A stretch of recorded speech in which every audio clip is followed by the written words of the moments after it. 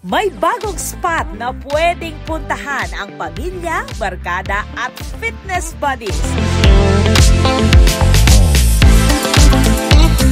Bukas na ang Active Park sa The Infinity sa Angeles City, isang modern outdoor space na libre para sa lahat.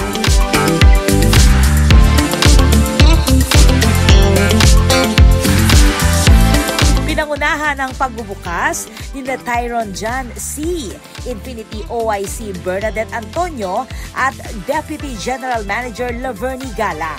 We're inviting everyone to go here at the Infinity Active Park. Enjoy the facility. Expect more na lumaki pa if talagang successful siya at talagang ma-utilize ng mga tao dito. Open ang park from 6 a.m. to 9 p.m. Mondays to Sundays, even on holidays. Dito, may play zones para sa kids, fitness stations para sa mga health buffs, at malawak na open spaces para sa bonding, relaxation, at creativity.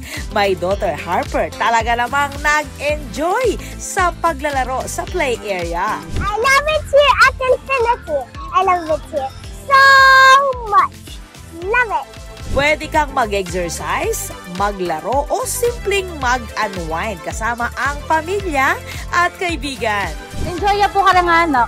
Mas masante niya po.